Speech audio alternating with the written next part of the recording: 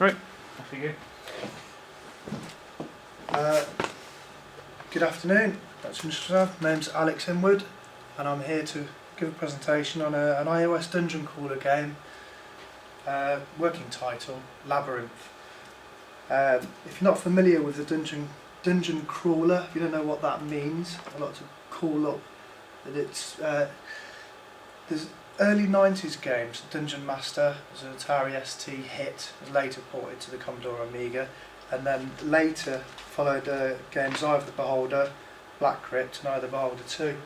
As you can see from the screenshots that I've pulled up, just to give as an example, it's a maze-based game where you have a first-person view, and as with these early, as you can see, they all follow the same format. You have your little controls on the screen for forward, backwards, turn around, etc. And here we have information on what the character's attributes are, and likewise their character attributes, the weapons that they're holding, or here, the weapons they're holding, etc.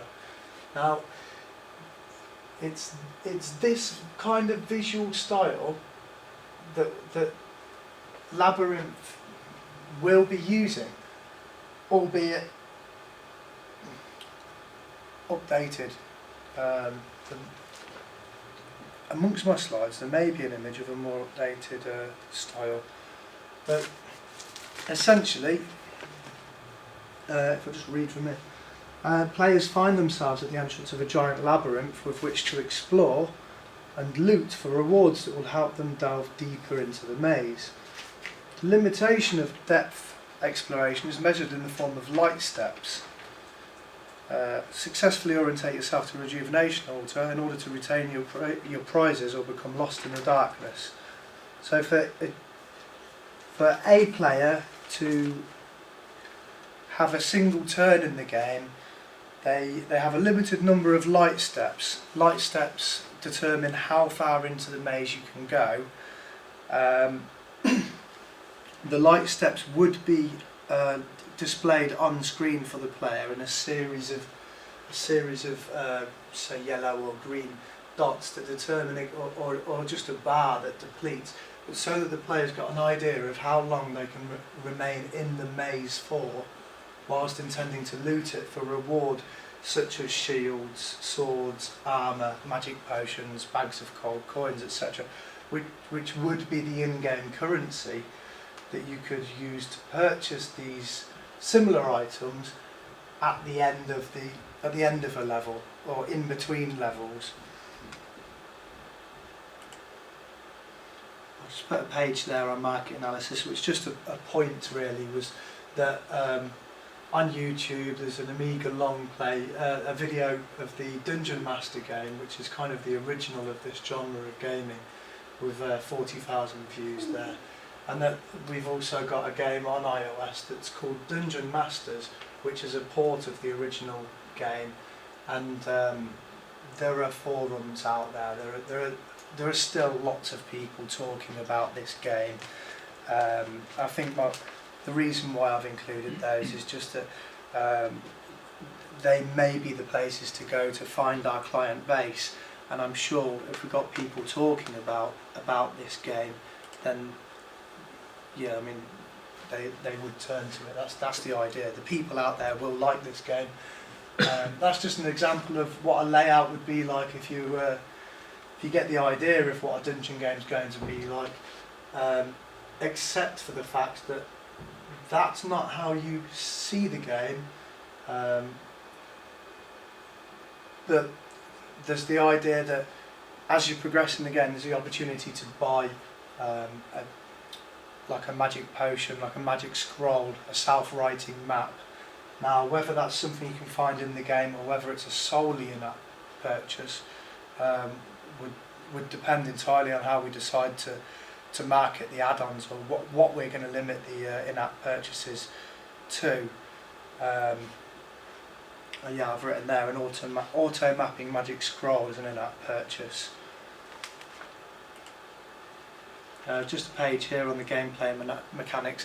As I was explaining earlier when I showed you those screenshots, and you've got the controls which were click buttons on screen, As that game was originally on the Amiga or the Atari ST, it had the full screen space, whereas when you've got an iOS game and it's going to be possibly as a handset game or as an iPad game, or if we do port it to Google Play or for Android devices, we are limited to screen space. And this is just my example of how certain gestures will have control.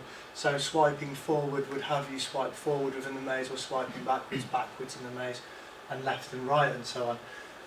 To what degree we can really get the most out of gestures is not something we've fully had the chance to examine, but we're hoping that we can get a lot more out of it when it comes to in-game combat tactics, double tapping the screen or tapping to aim and so on. And so the idea of the game being a looting, get in and get out again, and get out safely, because when you run out of light steps, that doesn't necessarily mean the end of the game. It just means the end of you being able to see where exactly you are in the maze. If you're familiar enough with that particular maze, you may be able to find your way back to either the beginning of the maze, or find your way through to a next rejuvenation point. However, if you hit a wall, that's the equivalent of being knocked unconscious and losing all of your discoverables. This is just an example of what you might discover in a maze. It's different levels of sword, a wooden sword there, or a flaming sword there. We've got boots that could double your light steps. Likewise, different levels of armoury, a steel shield, bags of coins, and health potions, or all manner of potions, maybe combat-based potions. This is something that I wanted to talk about. There's an example of what a level editor might look like. Now, a level editor, it isn't something that would ship with the initial game. That's something we'd quite like to hold back. What we'd like to do is have lots of mini games. Whether the dungeons are actually randomly created is something of interest. But however, we'd like to have a number of mini levels that are equally enjoyable and just enjoyable to play.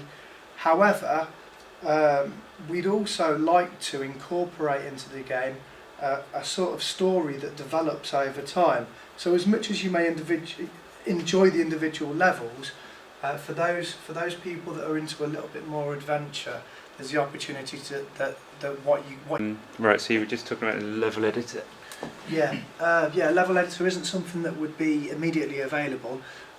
We'd like to build up our fan base and have a game that people are sharing.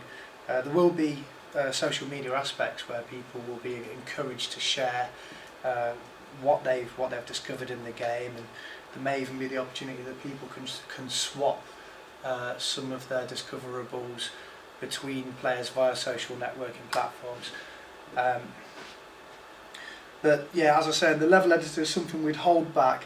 Ultimately, what we'd like to do is come the end of the first year, we'd like to put the content in the hands of the players, so you will have a lot of user-based content, and that's the idea for this. We're hoping that eventually the game will sort of take off. It'll have its own wings where users develop content, they share their content, and there may even be like votings or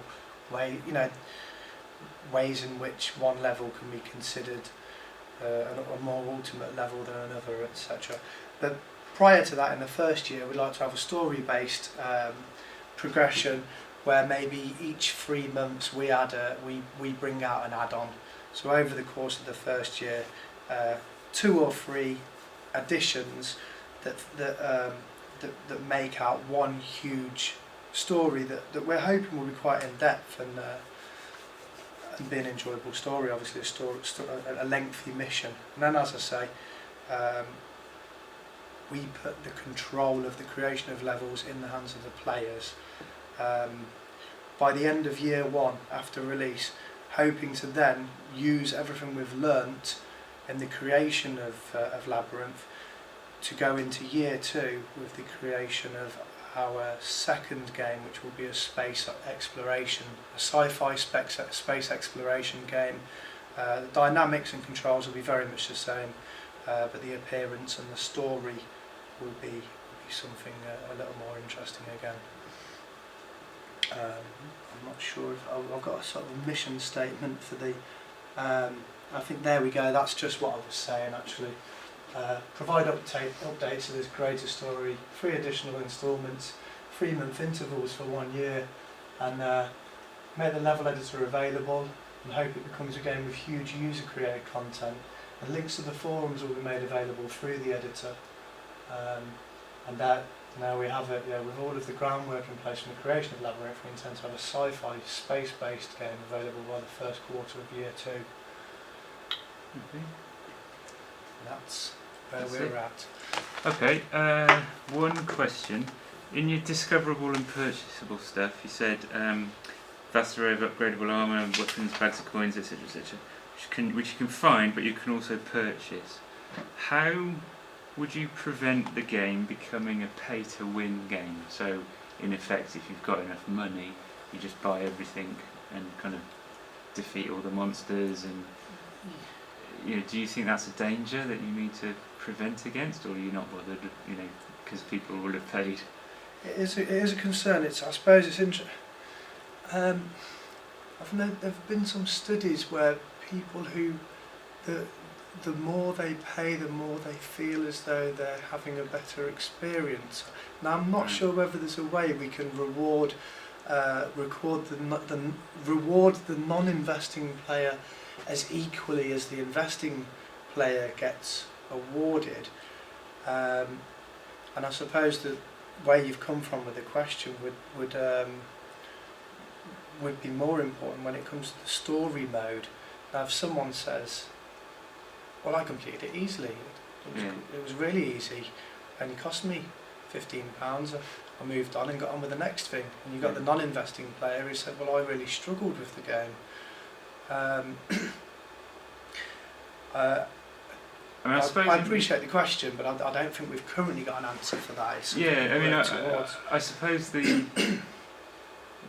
issue could be that, like you say, when it's the story mode, someone who's willing to pay £5 to get the big sword and just be able to completely defeat the boss will do it at a stroll. But I suppose in a way that's not really a problem, because you, the company, have made £5 from that person, whereas the person who grinds through it without buying anything actually is not, if say not of interest to you, that's unfair, but they're not contributing anything to you as a company. So you're not really that fussed about them. As far as overall appreciation of the game goes, though, we'd like everyone to appreciate the game as much as the investing player. You could get around it by having some items that are only findable.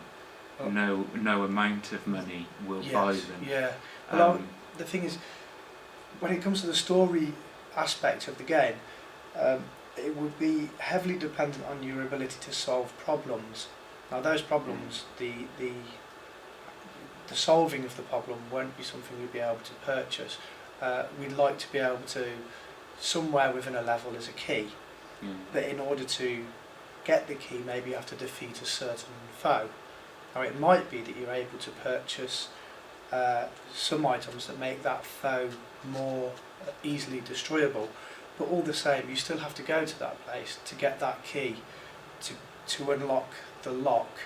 So I think it's a matter of trying to make it as equally challenging for the investing player as the or at least for the non-investing player as it is for the investing player. I think there's quite a bit of work to be done there, but hopefully there'll be a way of balancing that. Okay. All right. I think that's it then. Excellent. Just stop this.